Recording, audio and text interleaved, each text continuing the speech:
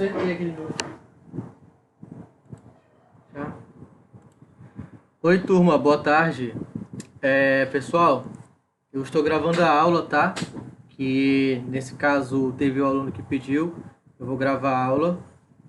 E eu queria que vocês usassem o bate-papo para poder dizer se estão vendo a tela da apresentação da aula de hoje. Estão assistindo a tela? Respondam, por favor, no bate-papo, alguém aí. Tá? Sim? Ok. Bom, gente, olha só, deixa eu falar com vocês. Primeiramente, quero até parabenizá-los por assistirem a aula, pessoal, porque assim, a gente sabe que é muito difícil a gente estar em casa e tirar do nosso tempo, tirar um pouco do nosso tempo para poder estudar. E isso é muito importante, isso vale muito.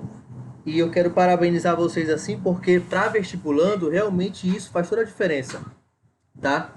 E por mais que tenham 7 alunos, isso não vai atrapalhar vocês, pelo contrário, aí vocês vão estar somando conhecimento. Então, toda vez quando vocês tiverem alguma oportunidade de mandarem perguntas, podem mandar, pessoal. Vocês sabem, isso você já deve ter ouvido várias vezes, isso já é consciente de vocês de que esse período do ano de 2020 ele é muito difícil, ele é muito diferente dos outros vestibulares. Então, qualquer esforço, mínimo que seja, agora nesse momento é o que vai fazer toda a diferença lá na frente na hora do resultado final do teu vestibular, do teu curso. Então, assim, não tenham medo, não fiquem assustados em relação de acharem que pelo estarem sendo apresentadas via videoconferência vai deixar vocês com menos vantagem do que os outros. Pelo contrário, isso não é só algo do exemplo, isso é de todo o Brasil, de todo mundo. Então nós temos que nos adaptar, certo? Eu vim dar essa palavra para vocês porque eu vi que algumas pessoas foram se desanimando, foram saindo do grupo, e não é bom sair do grupo, sabe?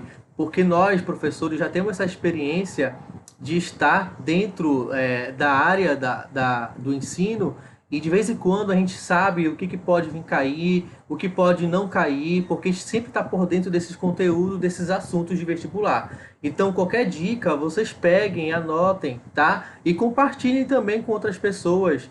E assim, pessoal, todo foco agora ele é necessário. A gente sabe que provavelmente a data ela vai poder ficar em dezembro, janeiro ou em março da prova do Enem. Inclusive, é algo que está muito ainda para ser decidido, mas que quando for decidido, a gente tem que intensificar mais os nossos estudos. E essa questão de agrária, que é o nosso conteúdo, que é sobre a questão do estudo do espaço agrário, como eu falei para vocês na aula passada, que na passada a gente não teve, né? Mas na aula que nós tivemos passada, eu falei sobre a questão que quando uma pergunta no Enem ou qualquer vestibular esteja dando uma questão para você, onde que no enunciado você já deve saber qual é o tipo de conteúdo, abordagem que vai estar falando na agrária. Porque a gente sabe que nosso país ele é um país que ele vai cobrar questões de agrária de duas formas. Uma forma positiva, falando sobre a economia, sobre a diversificação do espaço agrário e também dessas questões das commodities, de ser mais competitivo, mas também tem outro lado da agrária, que é um lado dos conflitos agrários, da questão da terra, do desmatamento, da relação com o campo, da relação do desemprego estrutural. Então a gente tem que entender que a agrária, a questão agrária, ela perpassa por várias questões. Então, quando você for ler a questão, é bom a gente entender que existe aquilo que eu posso analisar como um sujeito que vai ser uma problemática social, uma problemática ambiental, mas também uma problemática e que vai dar um recurso econômico, retorno econômico. A gente tem que saber diferenciar isso, tá? Então, assim, a gente vai começar a aula da gente falando sobre a questão de um resumo, uma recapitulação do que a gente falou da aula passada, para justamente a memória de vocês começarem a ficar um pouco mais fresca em relação a esse conteúdo. Por isso que eu vou passar rápido no início, porque esse conteúdo que eu vou passar agora é o que a gente já viu. É justamente para introduzir, para a gente dar continuidade, já que a semana passada eu estava doente, com a garganta inflamada, não deu para continuar a aula. Então, só introduzindo para que vocês relembrem do que foi estudado sobre a importância da agricultura no meio rural, é a atividade mais representativa para a sobrevivência. Sua principal função é fornecer alimentos para a humanidade. Então, eu tirei a parte daqui que eu ia colocar, preparando a aula para vocês, eu tirei como surgiu a agricultura e tudo mais, porque isso não vai importar agora, tá? O mais importante é entender a função da terra e a questão agrária no Brasil e no mundo também, tá bom? Então, a questão é, a fundamentação em relação à agricultura é justamente fornecer alimento, tá? Para a humanidade. Só que esse alimento, anteriormente, ele era um alimento só para subsistência. E agora não, ele é um alimento que vai ser para exportação. Aí você vai ter também as diferenciações sobre os sistemas agrícolas que a gente já viu. Aí é importante fonte de matérias-primas, tá? Então, alimentação, depois a gente vai falar sobre o agronegócio, que vai ser quando você vai industrializar essa questão da agricultura, que você vai ver os produtos enlatados, em vácuo e tudo mais. A ampla participação no comércio mundial. Então, assim, como eu falei para vocês na aula passada, existem alguns países que eles não terão tanto espaço para poder fazer sua agricultura, como o Japão e os países da Europa. Então, eles necessitam de outros países para poder ter seus alimentos. Então, o que vai acontecer? Esses países pequenos que vão ter duas problemáticas, que vai ser o espaço geográfico deles, porque é totalmente urbanizado. A gente vai pensar no Japão ou países da Europa, são países que são totalmente urbanizados, com asfalto, então não vai ter grandes áreas para agricultura para poder ter esse processo de alimento, de produção de alimento. Então esses países, eles vão importar esses alimentos, eles vão comprar esses alimentos de outros países. E tem a outra problemática também, que esses países têm uma questão ambiental e de relevo. Então, por exemplo, a gente não pode pensar em plantar produtos tropicais em uma região que é muito fria na Europa, certo? E também tem o solo e o relevo. O que vai ser o relevo que eu falei para vocês? O relevo é o comportamento do solo, o comportamento da minha planície, do meu planalto, da minha chapada, da minha depressão. Então tem alguns lugares que o relevo não vai ser propício para a agricultura, tá? Então é bom a gente lembrar disso também. E quando a gente fala sobre a observação sobre o que é produção intensiva e extensiva, eu quero que vocês tenham em mente a produtividade. O que vai ser produtividade? A quantidade de produtos que eu vou poder ter em uma área onde que eu vou ter essa produtividade em uma escala de tempo menor e uma escala de tempo maior. Então, por exemplo, quando eu falo de agricultura intensiva, é um tipo de agricultura que utiliza técnicas modernas. Então, você vai ter aquele gado que vai ter ali toda uma questão de vacina contra a fitosa, você vai ter aí veterinários, você vai ter zootecnistas, então você vai ter toda uma malha de profissionais que vão ajudar com que essa agricultura e essa pecuária seja muito intensa. Então, por exemplo, a gente sabe que na região sul do país, no Paraná, Santa Catarina e Rio Grande do Sul, eles são muito nessa questão agrícola intensiva. Por quê? A gente vai ver que as indústrias como a Sadia, como a Seara, que são empresas que trabalham com essa produção de alimentos em aves, e vai ser muito mais intenso nessas regiões, porque eles vão ter essa fortificação da pecuária e da agricultura mais intensiva, né, de produtividade mesmo. E quando a gente fala sobre a agricultura extensiva, a gente está falando sobre uma questão de áreas, são grandes áreas, só que empregando pouco capital e poucas técnicas agrícolas. Ou seja, você não tem capital, que é dinheiro, como eu falei para vocês. Esse capital ele não vai ter um investimento alto de grande bancos, porque os bancos não vão investir em pequenas áreas que vão produzir poucos, e as técnicas são muito tradicionais, então você não vai ter ali os maquinários ajudando na produtividade. Então, basicamente é isso, a agricultura intensiva é a modernidade, é a intensidade da produção, e a extensiva é a baixa técnica, com técnicas muito tradicionais e pouco capital, pouco investimento, tá? Então, por exemplo, bem aqui, a gente vai falar sobre os sistemas agrícolas, que eu já falei para vocês, mas só recapitulando, correspondem às diferentes formas de utilizar o solo para cultivos agrícolas. Então, de como você utiliza o solo vai diferenciar o seu sistema agrícola. Então, por exemplo, os principais sistemas agrícolas são itinerantes, que eu já falei para vocês, que é aquela quando eu queimo uma área, eu produzo aquela área e depois de algum tempo as pessoas que vivem lá, elas se retiram e vão desmatar uma outra área e vão queimar uma outra área e assim sucessivamente, tá?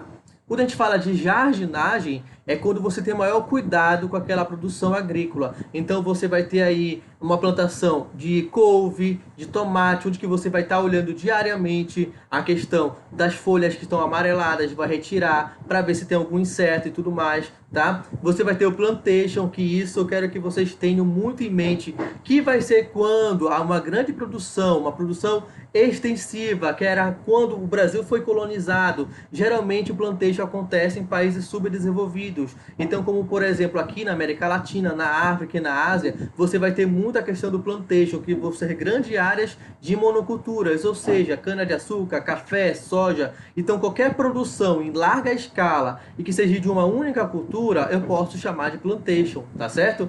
E os belts, que significa em inglês cinturões, que eu vou falar mais na frente, que eu não falei na aula passada, mas eu vou falar agora na frente, que vai ser quando os Estados Unidos é o maior exemplo sobre os belts, que é quando ele pega as áreas de acordo com o clima e investe naquilo. Então, por exemplo, eu não posso plantar uma agricultura que seja para clima frio e plantar produtos que são de climas tropicais, por exemplo. Então, por exemplo, se eu pego a laranja, que é um produto agrícola de um clima tropical, que eu não posso plantar numa região onde que o clima vai ser frio, porque não vai se dar bem. Eu não posso também ter uma região que ela vai ser propícia de montanhas e colocar gado lá. Por quê? Porque se eu colocar o gado em lugares montanhosos, esses gados eles vão ter que subir essas montanhas e a carne vai ficar dura. E carne dura não é legal para quando quando o consumidor for comprar. Então a gente tem que entender o mapa dos Estados Unidos para entender o seu relevo, o seu clima, para poder entender o porquê que os belts, esses cinturões, são formados. Isso eu vou falar mais na frente, tá? Temos a rotação de culturas também, que é quando você vai ter isso muito na Europa, principalmente na Holanda, quando você tem aquela rotação de que uma área ela vai ser esgotada, enquanto as outras vão ser descansadas. Então, por exemplo, se eu pegar aqui um gráfico, uma pizza, e essa pizza eu dividir em 4 partes, então se eu pegar cada parte dessa pizza, eu vou dividir em 3 meses. Então, cada 3 meses, cada pedaço da pizza, em 4 partes, vai descansar. Né? Então, quando você vai ver no total de 4 vezes 3, vai dar 1 ano. Então, isso significa o quê? Que quando eu tenho uma plantação de rotatividade, eu utilizo uma parte da terra e enquanto as outras partes ela descansam para poder repor os nutrientes, tá? E eu tenho também a hidropônica. Hidro significa água, então eu vou ter uma agricultura que depende exatamente da água, como por exemplo o alface, que a gente também vai ver na aula de hoje, tá? Então olha só, isso aqui eu já falei para vocês, que vai ser a agricultura itinerante, é justamente aquela agricultura onde que você vai ter aí a queima da vegetação, a queima do pasto, para que aí sim você tenha um terreno mais limpo, teoricamente, né? Porque você vai estar ali sem aquela vegetação seca ou verde. E o que vai acontecer? Aquela técnica ela é muito tradicional, ela é muito rudimentar. Então as pessoas ainda vão utilizar enxadas, teçado, fogo para poder arar essa terra, tá? Então esse sistema é um sistema muito arcaico e típico de sociedades primitivas, onde prevalece a apropriação comunitária dos meios de produção e inexistência de classes sociais. Atualmente ocorre sobretudo na Amazônia, né? Que é a nossa região, na América Latina e também na África. Pessoal, é bom a gente deixar isso muito claro, que na Amazônia Legal, isso é muito corriqueiro, é muito importante ter essa ideia de que na nossa região amazônica, grandes causas também das queimadas é justamente por esse tipo de agricultura itinerante. Então, por exemplo, se a gente for pegar um mapa, um mapa de satélite da região amazônica e entender como era na década de 90 e comparar com agora, no ano de 2020, esses dois mapas, a gente vai entender que o desmatamento e a queimada ela foi aumentando cada vez mais, né? Então, o estado do Pará, o estado do Mato Grosso, de Rondônia são os estados que mais desmatam. E a gente tem que também entender que essa queimada não é causada apenas por grande produtor, mas também por essas pequenas escalas de pequenos agricultores, tá? Claro que o impacto ele vai causar no meio ambiente, só que o impacto dessas pessoas ela acaba sendo um pouco menor, mas causa impacto ambiental sim. Tudo que você faz na Amazônia vai causar impacto, mas a intensidade é que muda, tá? Então aqui, olha, o não emprego de adubos e de outros recursos técnicos mais aprimorados, bem como a ação das chuvas, acarretam o esgotamento precoce do solo e seu consequente abandono em favor de outra área onde todo o processo se repete. Então, pessoal, a gente sabe que a nossa região, a região amazônica, por uma questão climática, uma questão de vegetação, ela vai propiciar uma grande quantidade de chuva, ou seja, volume pluviométrico. Então, a gente tem bastante rios, a gente tem bastante florestas.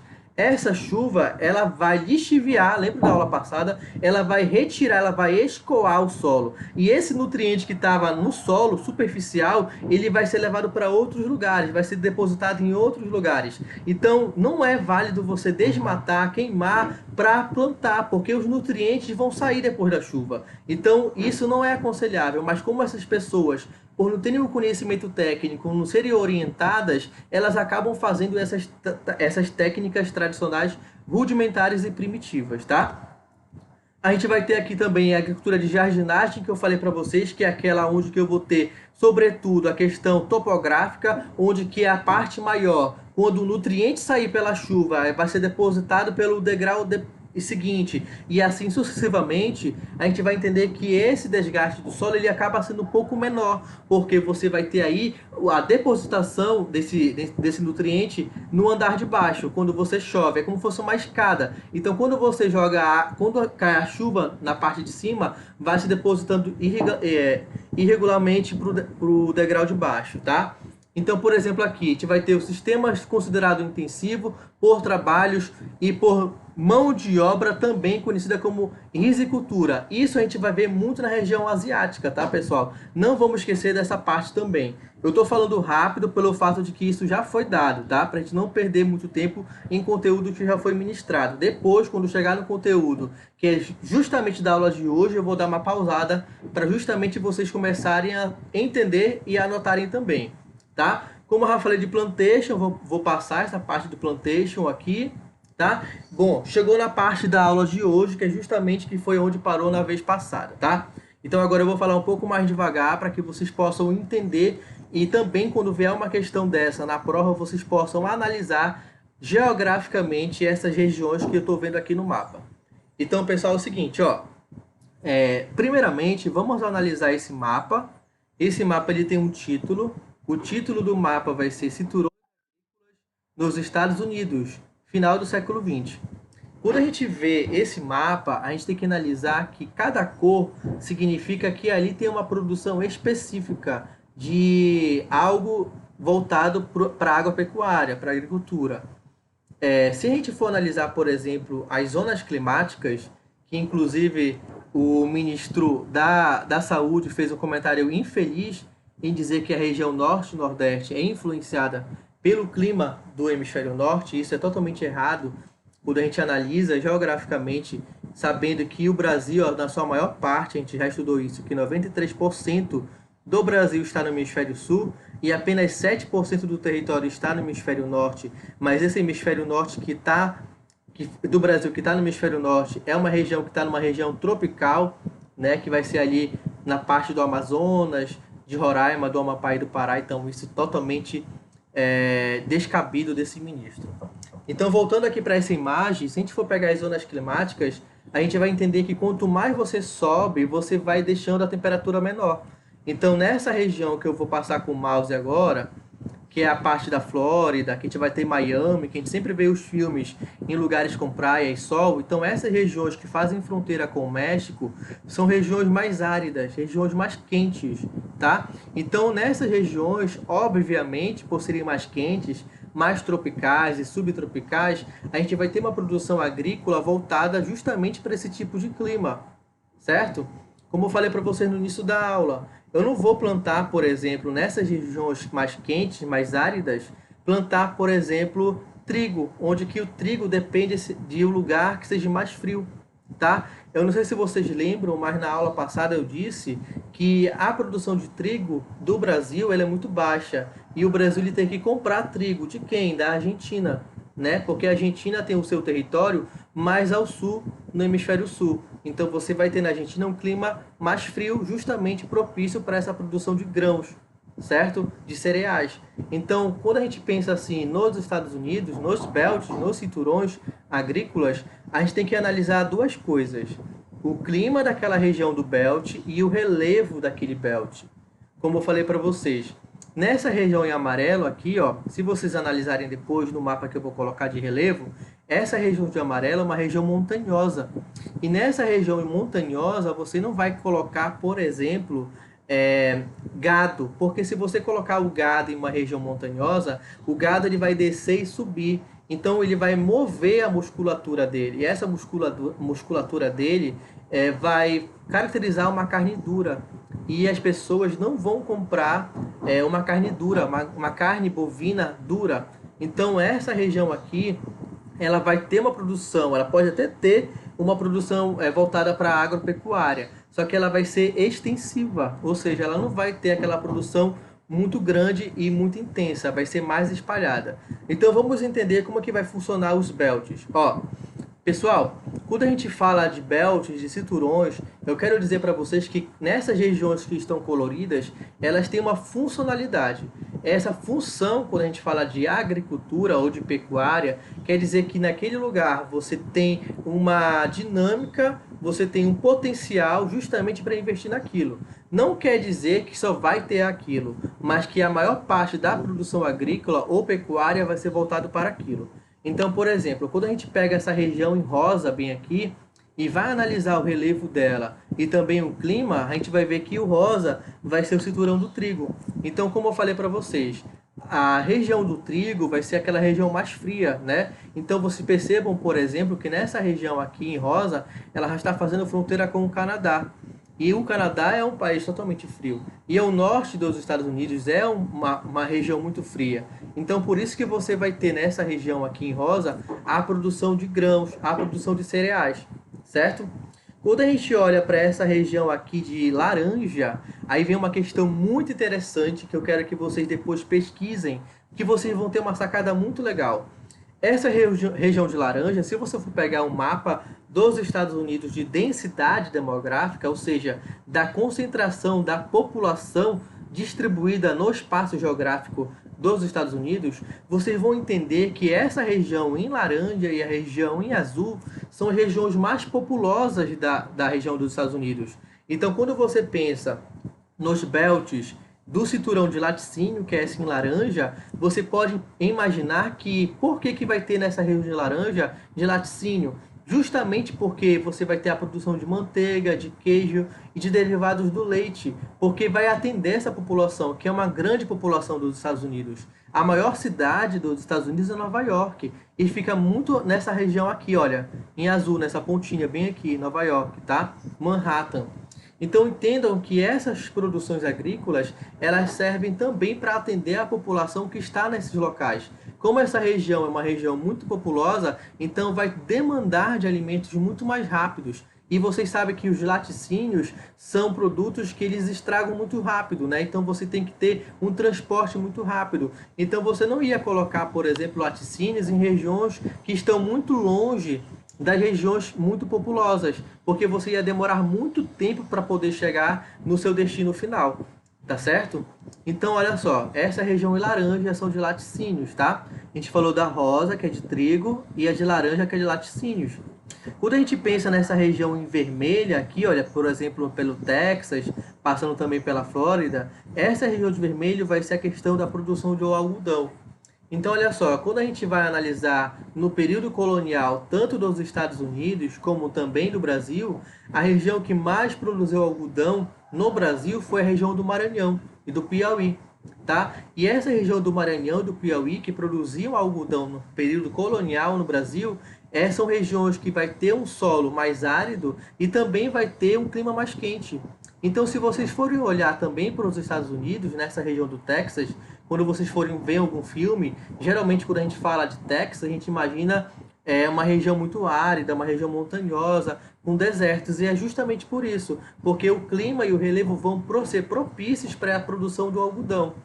E uma outra questão também que faz a gente analisar essa região em vermelho, que é a produção de algodão, é justamente pelo fato que nessa região em vermelha é onde existiam as antigas 13 colônias. A gente tinha as 13 colônias nos Estados Unidos, que foram as primeiras colônias que tiveram nos Estados Unidos que fazem justamente referência às faixas na bandeira norte-americana, aquelas faixas branca e vermelha. Se você for contar, vai dar 13 faixas, né, contando vermelho e branco, justamente fazendo alusão às 13 colônias.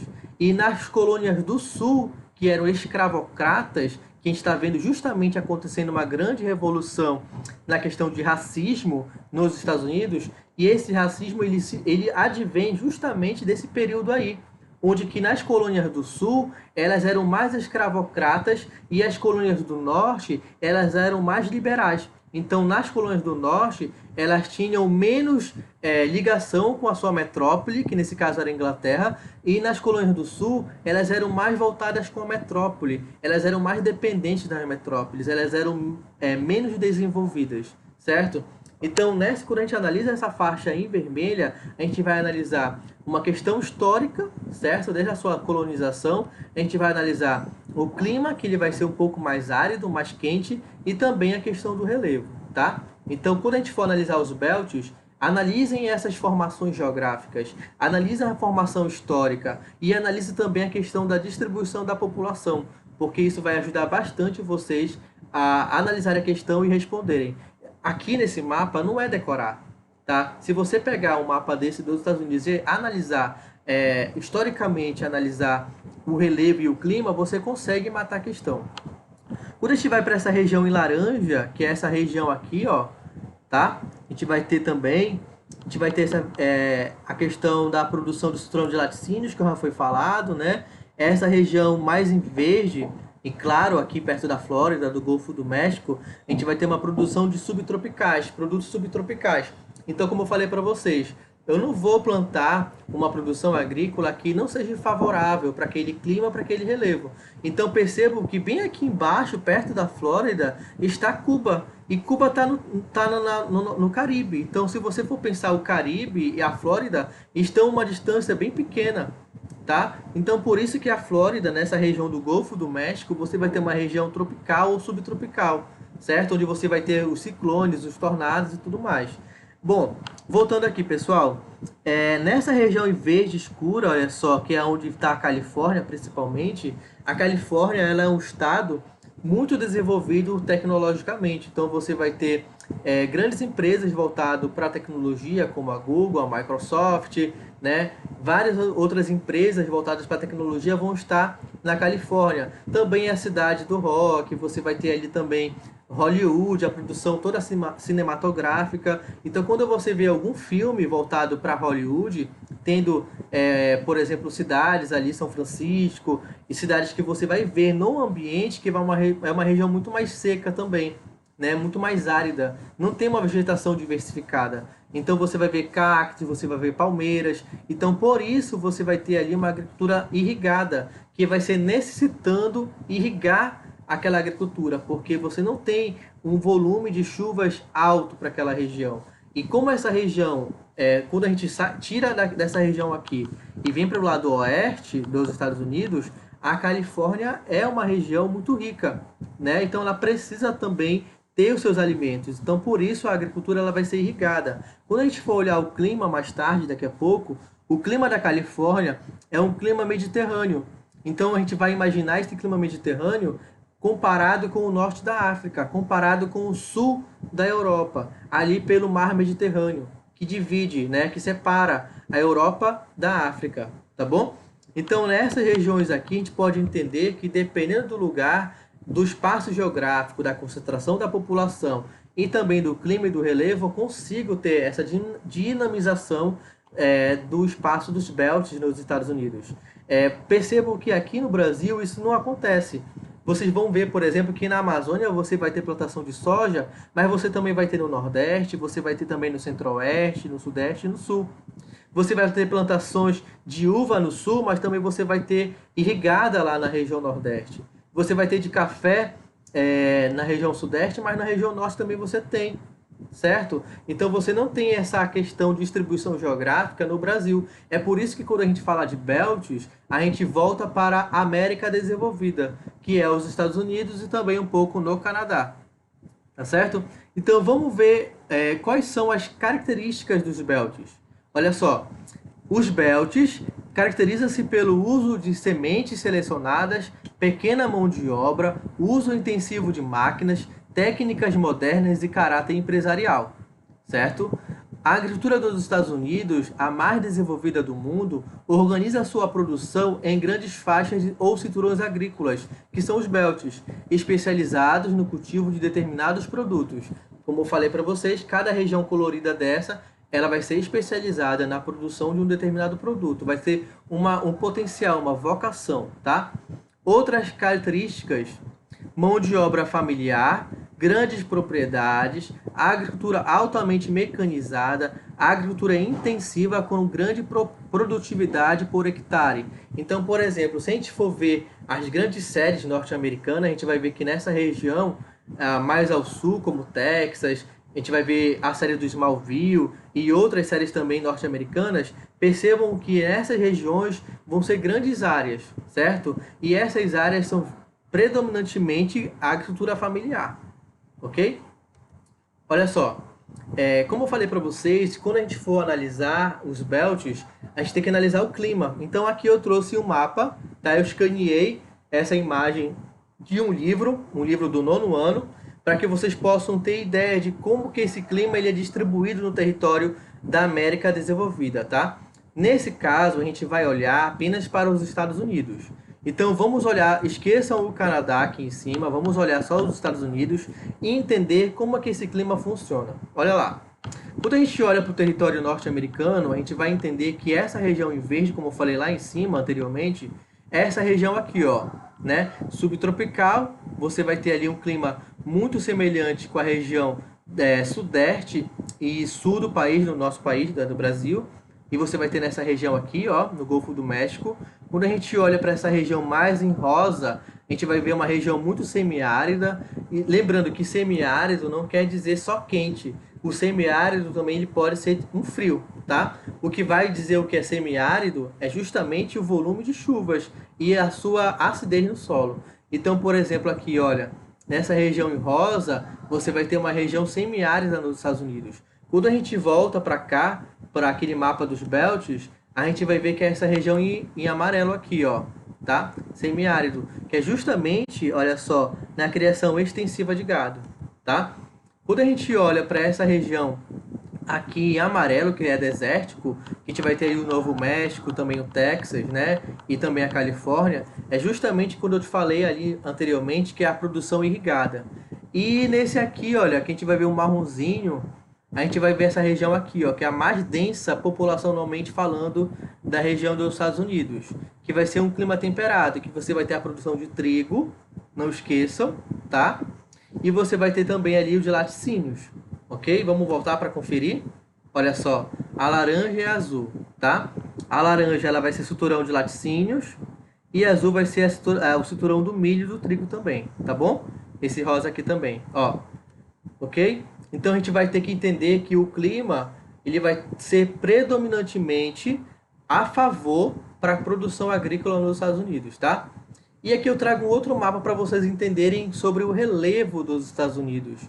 Como eu falei para vocês, nessa região que vocês estão vendo mais marrom, mais escura, é uma região muito alta, certo? Se é uma região muito alta, você vai ter ali um clima. Vamos voltar aqui, ó. Essa região em marrom. Fixem onde está essa região em marrom. Quando a gente vem aqui no clima, vai ser um clima que ele vai ser semiárido. Olha só, a região em marrom, semiárido, né, no outro mapa, e também vai ser desértico, certo? Aí quando a gente pega o belt, a gente vai ver que a produção nessa mesma faixa geográfica, ela vai ser extensiva. Então percebam, ligam uma coisa na outra. Ligam a produção agrícola, que é essa, ligam o clima e ligam o relevo, tá? Então nessa região em verde é planície. Por que planície, professor? Porque é região litorânea, tá? Região litorânea geralmente ela é planície. Ok? Então, nessa região planície dos Estados Unidos é onde vai estar a maior população dela. Aí você vai ter nessa região dos Grandes Lagos, que faz limite com o Canadá, uma grande área de hidrovias. Então, você vai ter também o rio Mississippi, que é o principal rio que vai ter nos Estados Unidos, que na aula passada eu também falei para vocês que ele vai atravessar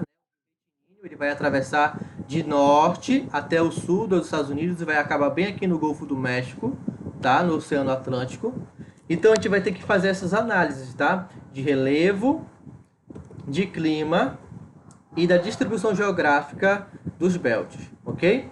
Bom, sobre os belts era isso.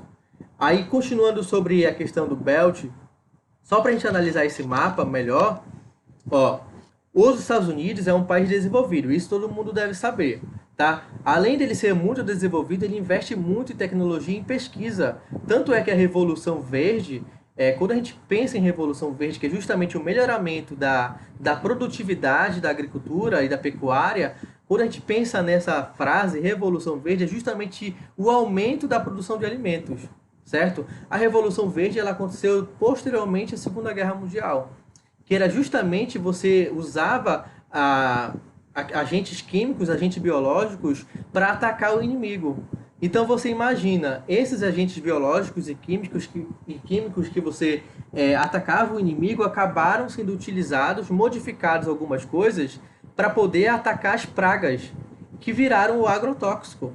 Então entendam como o que antes era veneno para pessoas, ainda continua sendo veneno, que vai ser o veneno dos alimentos. Então quando a gente se alimenta de alimentos que são provenientes do uso de agrotóxicos, nós estamos consumindo veneno. A gente vai ver grandes críticas ao agrotóxicos, tá bom? Mais lá na frente. Olha só, além disso, ocupa atualmente condições de maior potência econômica, política e militar do mundo. Isso eu acho que está bem claro para todo mundo. Diante desses fatores, apresenta um elevado nível tecnológico em suas propriedades rurais, utilizando máquinas, fertilizantes, agrotóxicos, irrigação, todo tipo de biotecnologia disponível. Depois a gente vai falar também sobre a biotecnologia. Pessoal, quando a gente fala sobre agrotóxico, irrigação e todo tipo de biotecnologia, a gente tem que imaginar que nos Estados Unidos, apesar deles adotarem essas questões de agrotóxicos, existem tipos de agrotóxicos lá que eles produzem, mas eles não utilizam na sua produção de alimento. Estão entendendo como é a sacada? Eles sabem que fazem mal, mas eles produzem por quê, professor? Porque tem países que compram. Que países? O Brasil. O Brasil ele compra agrotóxico dos Estados Unidos, mas o próprio Estados Unidos não usa o agrotóxico que eles produzem. Vejam aí a contradição. E a Europa está embargando a compra de alimentos do Brasil justamente por conta do uso desses agrotóxicos. Então, a propriedade rural que utilizar certos agrotóxicos que são proibidos na Europa, vai acabar que o Brasil vai produzir alimentos, mas a Europa não vai comprar mais, porque proíbem o uso desse tipo de agrotóxico. Por isso que a Anvisa, né, que é a Agência Nacional de Vigilância Sanitária, ela sempre está em cima desse uso desse tipo de agrotóxico, certo? Depois a gente vai falar mais sobre isso. Olha só, o setor agropecuário norte-americano se destaca em virtude de intensa mecanização aliada aos fatores naturais. Lembra que eu falei para vocês anteriormente? Então eu tenho mecanização, eu tenho uso de capital e eu tenho também a questão aí dos recursos e fatores naturais, como extensão do territorial e condições climáticas. Esses permitem que o país seja um dos maiores exportadores de produtos agrícolas, ok? Continuando aqui, mesmo com uma elevada produtividade, olha só, mesmo os Estados Unidos tendo uma grande produtividade de alimento, o PIB, ou seja, o Produto Interno Bruto desse país, a representação agropecuária é de 2%. Se a gente for analisar, na aula passada que eu falei para vocês, a representação da agropecuária, da produção agrícola para o Brasil, ela vai de 23% a 30%. Então é muito... O Brasil depende muito desse tipo de produção, né, para a sua economia, que é a agropecuária, a agricultura. Já nos Estados Unidos, apesar de ser uma grande produtividade, mas apenas 2% do PIB. Então, não vai dar tanto prejuízo para eles, tá entendendo? É isso que eu quero que vocês entendam. Que como os Estados Unidos ele é um país totalmente industrial e tecnológico, que por mais que ele produza muito alimento, por mais que ele tenha uma produção intensiva, que utilize de máquinas, de agrotóxicos, de tecnologia, de grande mão de obra qualificada, mesmo tendo tudo isso a favor dos Estados Unidos, clima, território, espaço, mesmo assim, a porcentagem para o Produto Interno Bruto é muito baixo, é só 2%. Esse percentual é pouco diante da enorme importância que o setor possui, tendo em vista que a produção agropecuária abastece o mercado interno, ou seja, dentro do próprio território dos Estados Unidos, matérias-primas também, além de ser o maior exportador de gêneros alimentícios processados e in natura. Então imagine os Estados Unidos, que é uma grande potência econômica, militar, né, e política, mas mesmo sendo toda essa potencialidade, apenas 2% representa para a economia. Então é uma questão assim que é muito diferente da nossa, né? Olha só, aqui eu trouxe só a imagem do mapa para vocês analisarem. A gente já fez o estudo. Eu ia falar separadamente, mas a gente já fez lá em cima. E aqui a gente vai falar sobre a agricultura de rotação, que foi o que eu falei para vocês. Ó, enquanto eu planto em uma área, as outras áreas elas vão descansando, certo? Essa região aqui, olha, sem cultivar, que é a região em marrom. Então, quando essa área que está sem cultivar, ela está descansando, ela está tá repondo seus nutrientes. Como é que ela repõe os nutrientes? Você vai ter material orgânico ali, né? Você vai ter os humus, você vão ter as bactérias, então você vai ter os fungos. Então tudo isso na biologia a gente estuda aqui, o estudo do solo, a gente vai ter a reposição desses nutrientes, porque a planta, quando a planta está na terra, ela tem que retirar esse nutriente do solo. E se você não tem planta, não tem retirada do nutriente. Então o nutriente está se renovando, tá? Então a reposição, a rotação de agricultura é justamente isso. É quando você deixa o solo descansar durante um período para justamente os nutrientes sejam repostos. Aí depois de alguns meses essa região ela vai ser agricultável e essa outra aqui ela vai descansar. Então você vai fazer uma rotatividade do teu solo, tá? Olha só, a hidropônica que eu falei para vocês anteriormente é o sistema de cultivo dentro de estufas sem o uso do solo, tá? Nutrientes que a planta precisa para desenvolvimento e produção são fornecidos somente por água enriquecida com os elementos necessários desenvolvidos na forma de sais. Eu vou falar aqui sobre uma série, eu não sei se vocês chegaram a ver, que é Os 100, né? Que é uma série que acontece há muitos anos, quando a Terra ela fica desabitada, ela fica sem estar apropriada para sobrevivência, e essas 100 pessoas que vivem no espaço, depois de muitos anos, elas voltam para a Terra. E chega um período que elas vão ter que se alimentar dessa forma, né? Da agricultura hidropônica. Olha só, a produção agropecuária, né? Como eu falei para vocês, a gente vai ter a agricultura de subsistência. Isso aqui também já foi dito para vocês, é só um resumo. Aqui a gente vai ter a agricultura comercial. A produção é determinada em função do abastecimento do mercado consumidor, ou seja, interno ou externo, e caracteriza a agricultura dos países capitalistas mais desenvolvidos. Então, por exemplo, quando a gente vai no supermercado, a gente entende que tem ali tudo selecionado, tudo separado. Então, se tem um mercado consumidor, a gente vai produzir. Por exemplo, antes de eu morar em Altamira, se vocês não sabem, eu sou de Belém. Antes de eu ir morar em Altamira, eu nunca tinha provado uma pitaia, certo? Eu não sei se aqui em Belém o consumo ele é grande de pitaia, mas eu sei que em Altamira é. Então, a primeira vez que eu tomei o suco de pitaia, eu achei bem diferente. Então, assim, por que vende pitaia em Altamira? Porque tem consumo, tem pessoas que compram. Então, você não vai produzir algo em um lugar onde que não tem a venda, onde que não tem a compra daquele produto, certo? Então, quando a gente olha para um supermercado, isso vai ser determinado por um país que vai ser um país capitalista e também que vai ser para uma venda que vai ser interna, um consumo interno ou externo, tá? A agricultura especulativa, essa aqui é muito importante falar para vocês. A especulativa é justamente aquela onde que você vai estar prevendo mais lá na frente, né? Você vai estar especulando que a produção e a venda daquele alimento ele vai estar em alta. Só que vocês vão ter que ter ideia que o dólar para o nosso país está em alta, né? Está quase R$ 5. E isso é muito ruim ou pode ser muito bom. Por que pode ser ruim, pode ser muito bom?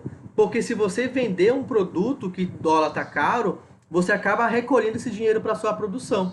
Só que quando você vende, isso é bom. Agora, quando você compra com dólar muito alto, isso é ruim. Então, por exemplo, se eu for comprar uma produção agrícola que não tem produção no Brasil e que a compra tem que ser em dólar, não é bom comprar agora, porque você vai comprar um produto caro. Mas se você tem a produção e o país que vai comprar te compra em dólar, isso é bom, porque o dólar está quase R$ 5, certo? Então, dependendo da tua análise, do teu referencial, você vai ter aí uma análise positiva ou negativa em relação à produção da agricultura especulativa. Quando isso ocorre? Quando a produção é organizada para atender a demanda no mercado externo, não visando o mercado local. Plantation é um tipo de agricultura especulativa. Aí então a gente vai pensar no café, na cana-de-açúcar, na soja principalmente, porque a produção de soja no Brasil ele é basicamente para exportação. Quem compra mais da soja do Brasil vai ser a China, tá? E aqui a gente vai ter a agricultura socialista, que é aquela quando você vai ter comunidade, você vai ter a produção organizada, segundo as necessidades sociais do país onde é implementada, buscando atender ao mercado interno. Então essa aí ela é mais socialista, tá? É a mais a familiar também. A gente vai ter aqui a biotecnologia, que eu falei para vocês anteriormente que eu ia falar. Tá? A biotecnologia vai ser o uso biológico, o uso tecnológico dos agentes biológicos, justamente para otimizar o tempo de espera da produção. Então, antes, quando eu levava um tempo muito alto para produzir aquele alimento, para poder dar o fruto, com a biotecnologia eu consigo ter certos avanços, fazendo com que a semente não tenha caroço, né? No caso, a fruta não tenha caroço. Então, por exemplo, vamos imaginar aqui uma fruta, o mamão, por exemplo, que quando a gente vai tomar o café da manhã, para quem come mamão no café da manhã, que você precisa tirar aqueles caroços pretinhos do mamão. Então a biotecnologia, a tecnologia biológica, ela vai ajudar justamente nisso. Ela vai fazer sementes de mamões que quando você for colher depois, já não tenha mais o caroço, certo? Isso já acontece, inclusive, com a produção de açaí. A Embrapa, aqui no nosso estado, ela é muito forte na questão biotecnológica na produção de açaí. Então, existem açaizás, né? Que o fruto ele tem muito mais polpa. Então, você consegue produzir muito mais o produto e exportar, já que o açaí ele está sendo exportado não só para outros estados do país, mas também para outros países. Então, pensar também dessa forma é muito importante. Só que tem os benefícios e os malefícios. A gente vai ver agora. Olha lá. O objetivo é otimizar a produção agrícola e a reduzir custos. A multinacionais de biotecnologias, desde os anos 80, investe fortemente no desenvolvimento de plantas transgênicas, que isso a gente vai falar também depois. Inclusive, vou fazer uma parceria, uma live, possivelmente com o professor Pedro, para a gente fazer sobre a questão dos transgênicos, tá? Falando uma questão biológica, mas questão geográfica e econômica também. Especialmente na soja, olha só, o trigo, o milho e o algodão. Apresentam a estrutura geneticamente modificada para a resistência a pragas, às intempéries e o aumento do poder nutritivo. Então, por exemplo, quando eu penso em transgênicos, né, a gente vai imaginar que ele vai ser um produto, vai ser uma semente que vai ser geneticamente modificada, mas isso vai fazer o quê? Que seja, essa semente, essa produção seja mais resistente às pragas, que são pragas que são fungos, são insetos, certo? Que vão acabar prejudicando a produção agrícola. Quando eu falo intempéries, justamente a questão de muita chuva ou de pouca chuva, de muito sol, então vai ter também a mais resistência à questão climática. E o aumento do poder nutritivo. Então, por exemplo, o que antes um produto, um alimento, uma fruta só dava vitamina C, agora ela pode também fornecer vitamina C e vitamina A, porque vai ser geneticamente modificado, então você pode colocar agentes biológicos, nutricionais, adicionais a esse produto, a essa fruta, tá? Então, também é uma vantagem sobre isso. Observa-se uma redução com o uso de pesticidas e herbicidas. Pesticidas, você vai ver ali um produto agrotóxico que é para acabar com os insetos, tá? E o herbicidas, herb significa vegetal, então são as ervas daninhas. Então você vai ter dois tipos de agrotóxicos: aquele que você acaba com os insetos e aqueles que você acaba com as pragas, que são as ervas daninhas também, tá? Além da produtividade maior. Dos quase 40 milhões de hectares de lavoura com transgênicos, mais de 90% concentram-se nos Estados Unidos, Argentina, Canadá e Alemanha, tá? Então, quando a gente pensa em a quantidade total de pessoas que usam transgênicos, 90% desses que vão ser utilizados vão ser nesses países que eu acabei de falar. Vantagens. Batatas maiores e com polpas mais densas, tomates amadurecidos mais lento, bananas de maior tamanho e adaptadas ao clima mais frio, entre outras.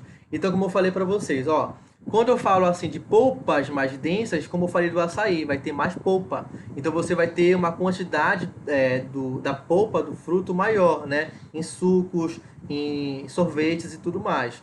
O tomate de amadurecimento mais lento, ou seja, quando a gente vai ao supermercado e compra o tomate, mesmo que a gente compre o tomate verde, ele vai amadurecer muito rápido. Então você vai ter que consumir ele dentro de 3 a 4 dias. Então, como ele vai ter um amadurecimento mais lento, você pode comprar ele vermelho, mas ele não vai apodrecer durante uma semana, digamos assim, tá?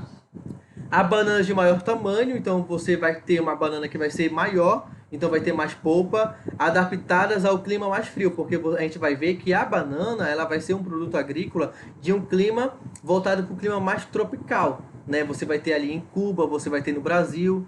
Então, se você vai adaptar ela para dar em climas mais frios, você vai poder plantar ela em países como na Alemanha, na Argentina, no Canadá, certo? Como foi falado aqui em cima.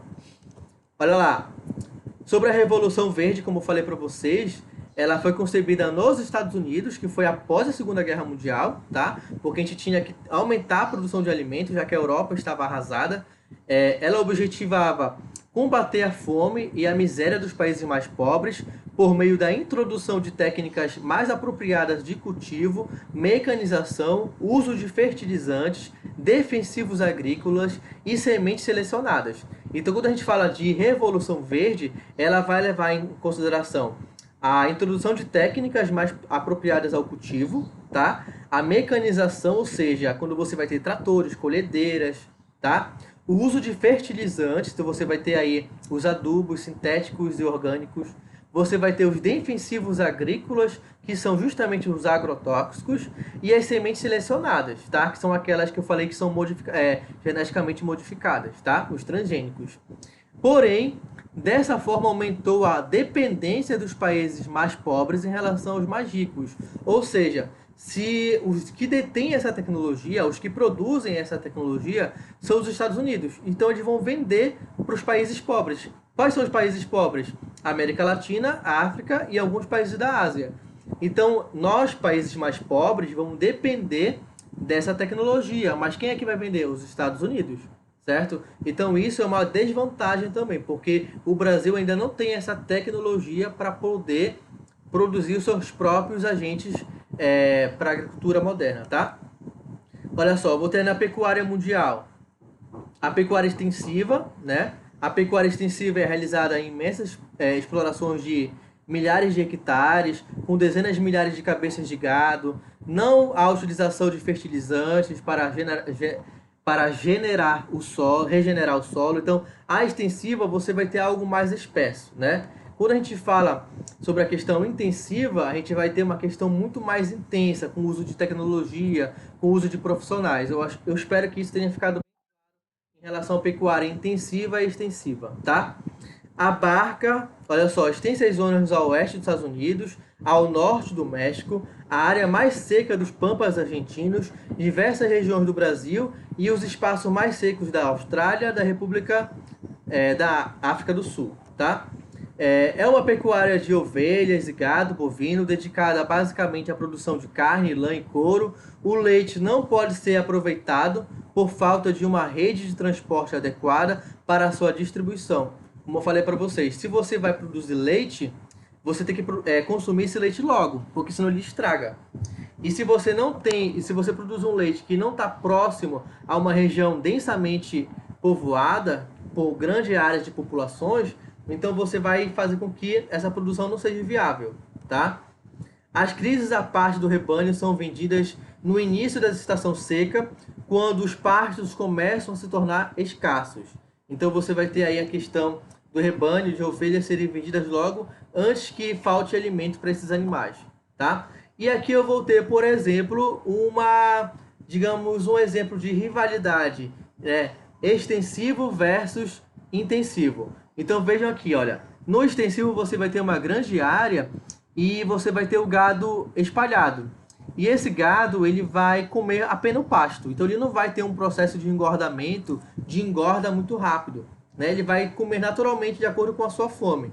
Quando você pensa numa produção intensiva, você percebe aqui uma área menor, mas que tem muito gado, eles ficam tudo em fila e comem ração. Então eles vão engordar muito mais rápido, tá? Além de comer ração, você vai ter aí o cuidado também com a questão da vacina. Então você vai ter a vacina, você vai ter a questão da produção da carne, do leite, muito mais intensa se for comparada com a extensiva, ok? A pecuária intensiva, já falamos sobre isso, né? Quando você tem justamente aí nos países desenvolvidos que vão utilizar mais maquinário, mais tecnologia, mais capital. A gente vai ter isso principalmente na Europa e também no Canadá, nos Estados Unidos. Isso aqui já foi, olha só, as precipitações, para quem não lembra, né? Precipitações é chuva, se for líquida, pode ser neve também, granizo. Mas quando a gente pensa em precipitação para a agricultura, obviamente vai ser água líquida, regulares e pouco intensas. A suavidade do clima permitem a existência de pradarias permanentes, onde o gado pode pastar ao ar livre em grande parte do ano. Para quem não lembra o que são pradarias, são aquelas vegetações rasteiras com arbustos, tá? Essas condições naturais são especialmente adequadas para o desenvolvimento do gado bovino leiteiro. Olha só, com esse tipo de pecuária são obtidos altos rendimentos devido à utilização de técnicas mais modernas de criação de seleção de gado. Então você, por exemplo, vai ter um gado, se você quer produzir leite, você vai pegar um gado que seja leiteiro, ou seja, que produza muito leite. Você tem vários tipos de espécies de gado. Aquele que for um gado que é melhor para corte, ou seja, para comer a carne, você vai comprar devidamente para aquela produção. Se você quer produzir leite para derivados do leite, então você vai ter que também ter espécies que deem o leite com maior qualidade, certo? Inclusive, é bom ter até falado sobre isso, porque na região amazônica, nós não tínhamos, até em 2010, nós não tínhamos um laboratório de qualidade do leite. Então imaginem vocês, uma empresa como a Parmalat, né? Como qualquer outra empresa de leite ou de derivados de leite. Eles não poderiam abrir fábricas aqui na região amazônica porque não tinha um laboratório de qualidade do leite. Então, para você ter um laboratório de qualidade do leite, na região amazônica, no caso, para qualificar o leite, para dizer que o leite é bom, você teria que pegar o leite e ir muito rápido para a região centro-oeste, em Goiânia, para poder fazer o teste do leite, da qualidade do leite. Aí, em 2010, foi criado o primeiro laboratório de qualidade do leite, que fica aqui em Belém, que fica na UFPA, no Parque de Ciência e Tecnologia Guamá. Depois eu mando o link para vocês entenderem. Então, o primeiro laboratório de qualidade do leite da região amazônica fica em Belém, fica no Pará. Então, por exemplo, se o Amazonas quiser fazer um exame de qualidade do leite do gado deles, eles podem vir para Belém para fazer o exame, para fazer o teste, né? Assim como o Maranhão, como o Amapá, como o Tocantins, porque na região norte, eu falei do Maranhão porque o Maranhão está muito perto do Pará, né? Não faz parte da região norte, mas fica muito perto de Belém. Então, quando a gente pensa em região norte, a gente tem que pensar também nessa questão da qualidade de desenvolvimento tecnológico e científico produzido na própria Amazônia. E a gente já tem isso agora, tá? Na qualidade do leite, laboratório de qualidade do leite. Olha só, aqui é uma questão do livro de vocês, tá? Então pegue o livro de vocês aí, por favor, e vamos fazer essa questão aqui, ó. Eu vou ler a questão para vocês e eu espero que vocês façam dentro de, no máximo, uns 5 minutos. Olha só. Participei de uma entrevista com o músico Renato Teixeira. Certa hora, alguém pediu para listar as diferenças entre a música sertaneja antiga e a atual. A resposta dele surpreendeu a todos. Abre aspas. Não há diferença alguma. A música caipira sempre foi a mesma. É uma música que espelha a vida do homem no campo e a música não mente. O que mudou não foi a música, mas a vida no campo, tá? Então olha só, ele fala que a música sertaneja fala o comportamento da vida do homem do campo. Então o que mudou foi como que essa vida foi se modificando de acordo com o tempo. Então antes você tinha uma vida no campo diferente do que é hoje. Então é isso que a música mudou, é isso que ele quer dizer. Se você for analisar isso aqui, pessoal, ela trabalha inclusive em interpretação de texto. Quando a gente for analisar a questão, não tem nada a ver com a questão muito voltado para a geografia, mas sim voltado para a interpretação do texto. Se você analisou o texto e interpretou como eu fiz a interpretação, você vai entender a questão. Olha lá, continuando. Fecha aspas. Faz todo sentido.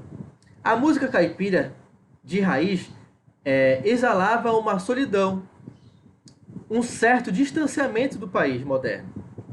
Exigir o mesmo de uma música feita hoje, no interior conectado, globalizado e rico com o que temos, é impossível, para o bem ou para o mal. A música reflete o seu próprio tempo, então não tem como fazer uma crítica dizendo que a música mudou, quando que a música caipira fala sobre a vivência do homem do campo. E a vida do homem do campo, do que era 10 anos atrás, não é a mesma de hoje, tá? Sabendo disso, a questão cultural indicada no texto ressalta o seguinte aspecto socioeconômico do atual campo brasileiro. Pessoal, por favor, respondam no chat qual foi a questão alternativa que vocês marcaram.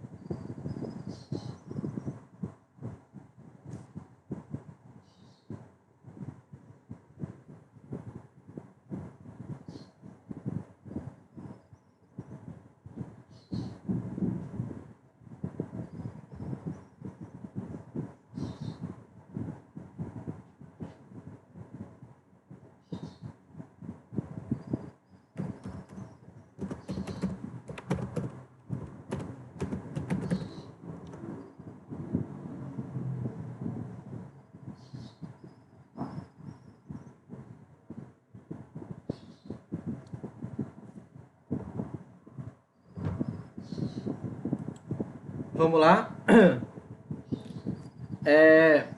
Letra A. Crescimento do sistema de produção extensiva. Expansão das atividades das novas ruralidades. Persistência de relação de trabalho compulsório. Concentração da política de subsídios agrícolas. Fortalecimento do modelo de organização cooperativa. E aí, alternativa B para quem marcou essa alternativa. Expansão de atividades da nova ruralidade. Então ele falou que o tempo mudou, o tempo são outros agora, tá? Então eu acho que essa questão, ela basicamente ela é uma interpretação de texto envolvendo questões do campo, tá? E qual é a resolução? O texto procura retratar as transformações ocorridas no estilo musical caipira sertaneja a partir das transformações no espaço rural. Portanto, se a música sertaneja mudou, o próprio meio rural mudou também, agregando tecnologias e novas práticas. Essa ideia está expressa na opção que fala sobre novas ruralidades, tá? Então essa questão alternativa é a letra B. Pessoal, vamos fazer essa outra questão aqui, ó. A irrigação da agricultura é responsável pelo consumo de mais de 2/3 de toda a água retirada dos rios, lagos e lençóis freáticos do mundo. Mesmo no Brasil, onde achamos que temos muita água, os agricultores que tentam produzir alimentos também enfrentam secas periódicas e uma competição crescente por água. No Brasil, as técnicas de irrigação utilizadas na agricultura produziram impactos socioambientais como... Olha só, vou repetir a pergunta. No Brasil, as técnicas de irrigação utilizadas na agricultura produziram impactos socioambientais como... Qual será a alternativa? Por favor, pessoal, 5 minutos no máximo para poder responder no privado ou no chat.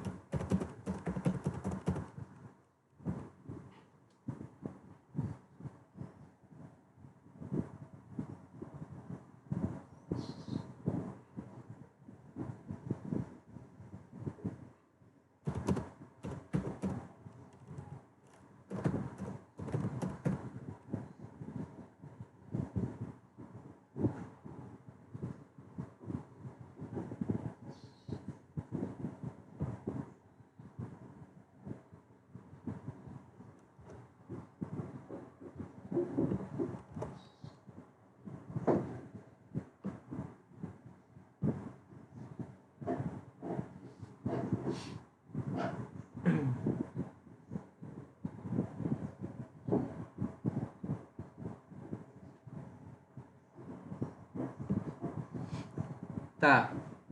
Vamos lá ver, pessoal. Qual é a alternativa? A alternativa é, né? Olha só. No Brasil, as técnicas de irrigação utilizadas na agricultura produziram impactos socioambientais como redirecionamento dos recursos fluviais. Então vamos ver as questões mais técnicas, tá? Pessoal, você está falando sobre a utilização. Olha só, olha a questão aqui, pessoal. É muito simples, cara. Quando eu penso que o Enem tem questões que parece que ele dá para o aluno, né? Porque pense só, a palavra fala sobre irrigação. Irrigação é água. Você já sabe que é a água que está falando aqui, né? Água. Olha só, a irrigação da agricultura é responsável pelo consumo de mais de 2/3 de toda a água retirada dos rios. Olha lá. Então, essa água da irrigação ela é tirada do rio, de lagos e lençóis freáticos no mundo, tá? Aí vem a questão, mesmo no Brasil, por que mesmo no Brasil? Porque o Brasil é o país que mais tem água em recursos superficiais, que são rios, né? No Brasil, onde achamos que temos muita água, os agricultores que tentam produzir alimentos também enfrentam secas periódicas. Ou seja, beleza, eu vou ter tipos de disposição de água, que vão ser rios perenes, né, e rios intermitentes. Como eu falei para vocês, o que é rio perene? Rio que nunca seca, né? E você vai ter intermitentes, aqueles que vão ser periódicos, aqueles que vão ter um tempo que vão estar cheios e outros que vão estar secos. Isso é muito possível na região nordeste do país, ok? Então, por exemplo, você vai ter aí rios que vão estar sempre cheios, que são os rios da Amazônia, mas os rios que vão secar no nordeste, no sudeste do país, ok? É uma competição crescente por água. Se é competição, você vai ter que estar disputando por água. Então, quando a gente vai ler as questões, a gente sabe que vai ser uma questão de água. Então, você pode descartar a letra D, você pode descartar a letra C, tá? Você pode descartar a letra A. Só pode ser a questão da B e da E. Por que não pode ser a B? Porque o que está falando é sobre a escassez da água e não sobre a poluição da água. Estão entendendo? Então não é a disposição da água que você está tendo. Ah, eu só tenho água poluída, eu vou usar água poluída para irrigar. Não é essa a questão. A gente não está falando dessa questão da poluição da água, e sim da disposição dessa água, se ela vai ter ou não. Tá certo? Então só pode ser a alternativa a letra E. Ok? Então, muita atenção, pessoal, muita atenção. São questões que realmente elas vão fazer toda a diferença. Olha só a resolução. O processo de produção agrícola utiliza grande volume das águas fluviais. Olha a palavra técnica, fluvial, é rio. Pluvial com P, é chuva. Então aí a gente já tem que estar ligado também. E dos lençóis freáticos próximos às terras.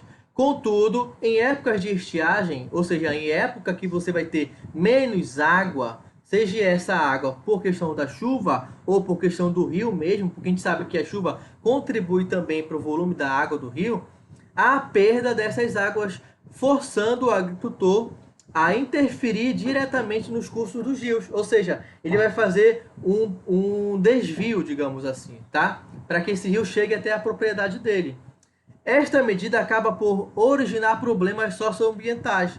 Por que sócio? Porque esse rio ele tem um fluxo, né, natural. Quando você tira parte desse fluxo, outras pessoas que dependem desse rio acabam tendo menos água também.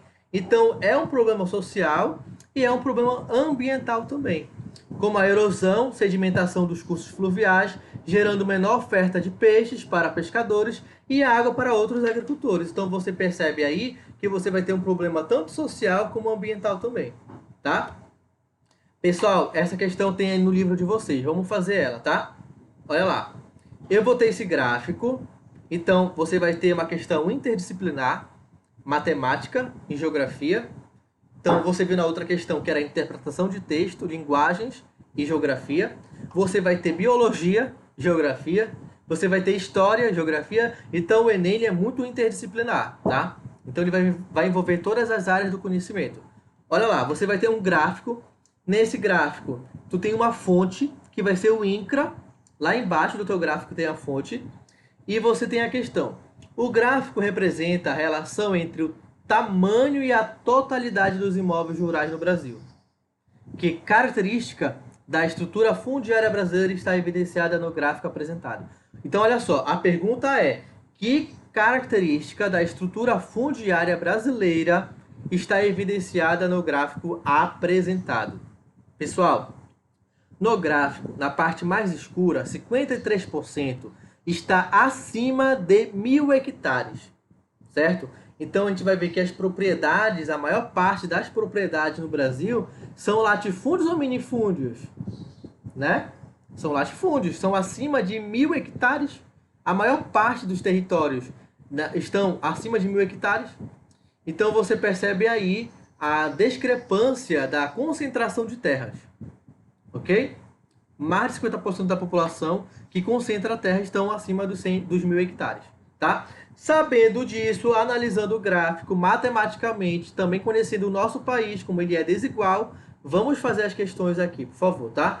Até 5 minutos para vocês dizerem lá no chat qual é a alternativa que vocês marcaram.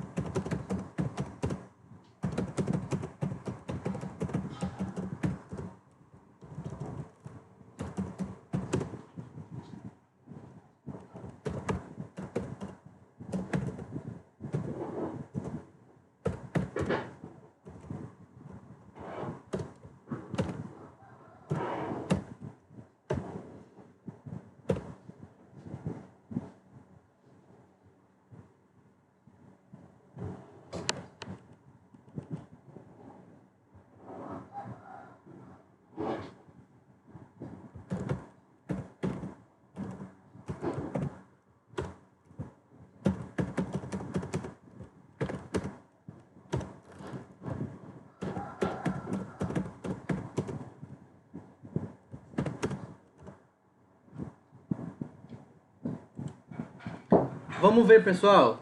Eu vi aqui que todo mundo marcou A, né? A concentração de terra nas mãos de poucos. E aí, pessoal, será que a gente ainda tem dúvidas sobre essas questões agrárias no Brasil? Como eu falei para vocês, pessoal, dependendo da questão, ela vai te exigir um conhecimento técnico, científico ou informacional que seja voltado para uma crítica social, uma crítica ambiental, mas ao mesmo tempo ele vai te trazer questões que fazem a gente pensar que o Brasil é um país grande produtor de alimentos, que o Brasil precisa sim da agricultura, porque cerca de 30% do PIB nacional depende do agronegócio. Então percebo que o objetivo ele muda. Então, por favor, tá? Quando você for fazer uma questão, analise o que a pergunta tá fazendo, o que ela está pedindo de fato. Se é uma crítica, né? Ou se é algo que vai enaltecer a agricultura, tá bom? Muito cuidado com isso. Olha só que resolução. A característica da estrutura fundiária brasileira que fica evidenciada no gráfico é a relação entre o tamanho das propriedades, onde os grandes latifúndios estão na mão de poucas pessoas, representando uma extensão de terra considerável, enquanto a propriedade pequenas pertence a muitos, né? Isso remete à principal característica agrária brasileira, que é concentração fundiária. Por exemplo, pessoal, vamos pensar na nossa região amazônica. Cara, eu tenho a Amazônia com exemplos assim de grandes conflitos agrários. Então, quando a gente pensa na nossa região, não só na nossa região, no Brasil todo, mas como a gente vive na Amazônia, a gente vivencia isso muito mais perto, então a gente vai entender que na nossa região a gente vai ter grandes propriedades, né? Então essas propriedades, na maior parte delas, não são produtivas. Aí você vai ter conflitos, né, com pessoas sem terra. Então você vai ver movimentos sociais, você vai ter mortes, você vai ter grileiros, você vai ter poceiros. Então você vai ter muitos conflitos agrários na Amazônia, principalmente, porque é uma região que ela concentra terras. É uma região muito grande com pouca população e você vai ter conflitos agrários principalmente nessas regiões, tá? Pessoal, vamos fazer essa questão aqui, por favor, tá? A nossa aula termina 3h30, mas eu vou continuar já que a gente começou 2h15, né? Com 15 minutos de atraso. Olha lá. Antes Eram apenas as grandes cidades que apresentavam como um império da técnica, objeto de modificações, suspensões, acréscimos, cada vez mais sofisticadas e carregadas de artifício, né? Artifício. Esse mundo artificial inclui, hoje, o mundo rural. Considerando as transformações mencionadas no texto, uma consequência socioespacial que caracteriza o atual mundo rural brasileiro é, tá? Olha lá. Antes eram apenas as grandes cidades que apresentavam como o império da técnica, objeto de modificações, suspensões, acréscimos cada vez mais sofisticadas e carregadas de artifício, né? Esse mundo artificial inclui hoje o mundo rural também. Então, sabendo disso, a perguntar, considerando a transformação mencionada no texto, uma consequência socioespacial que caracteriza o atual mundo rural brasileiro é. Então, aqui também é uma interpretação de texto, tá? Claro que essa interpretação de texto, ela precisa também ter um conhecimento do atual cenário rural brasileiro. Vamos lá, pessoal. Nessa questão, qual é a alternativa que vocês marcariam?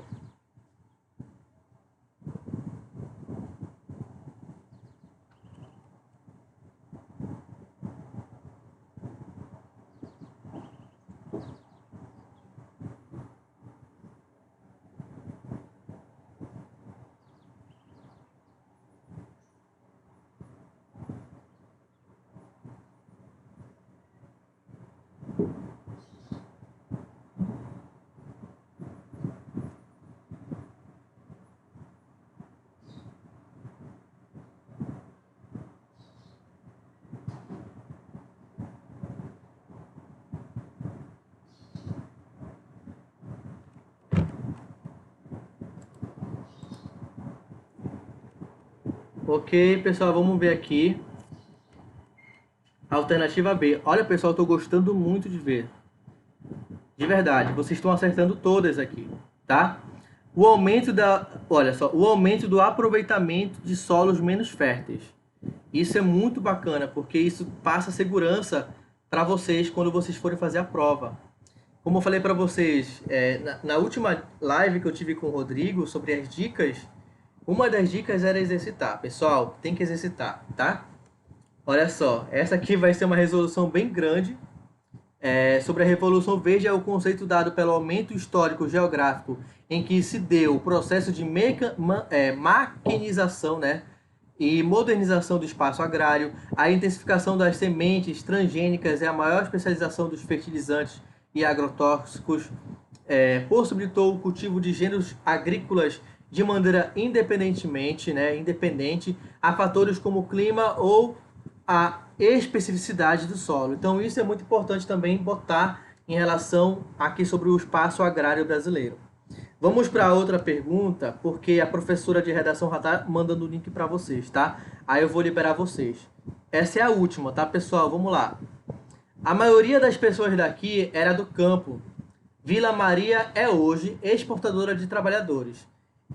Empresários de Primavera do Leste, estado do Mato Grosso, procuram o bairro de Vila Maria para conseguir a mão de obra.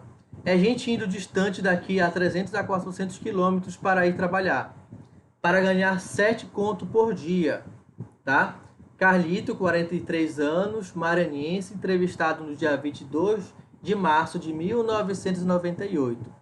O texto retrata um fenômeno vivenciado pela agricultura brasileira nas últimas décadas do século XX.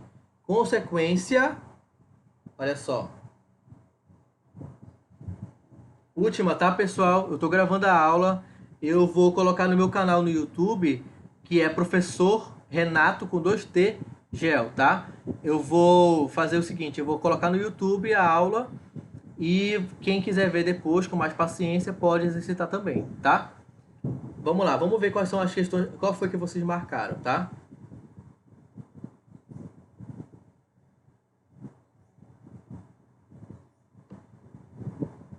Vamos ver. Cássio, letra A. Giovana, letra A. Letícia, letra A. Como a professora de redação já está esperando vocês e o nosso horário também já terminou, então vamos ver essa questão aqui, tá? Olha só, letra A. Dos impactos sociais da modernização da agricultura. É exatamente isso. A questão ela fala que antes você tinha ali os trabalhadores e que agora você tem que buscar em outros lugares. E que eles vão de um lugar que fica a 300 a 400 quilômetros. Isso para ir trabalhar e para ganhar um pouquinho só, né? Então, assim, dá para você perceber que o espaço agrário ele foi se modernizando. Se ele foi se modernizando, foi tendo o desemprego dessas pessoas, né? Então, você vai ter um desemprego estrutural, que é a estrutura que vai mudar. Ou seja, a mão de obra humana, né, sendo substituída pela máquina. Tá, pessoal? Então, gente, é isso por hoje, tá? Eu acho que tinha uma outra questão aqui, mas aí o nosso tempo já terminou.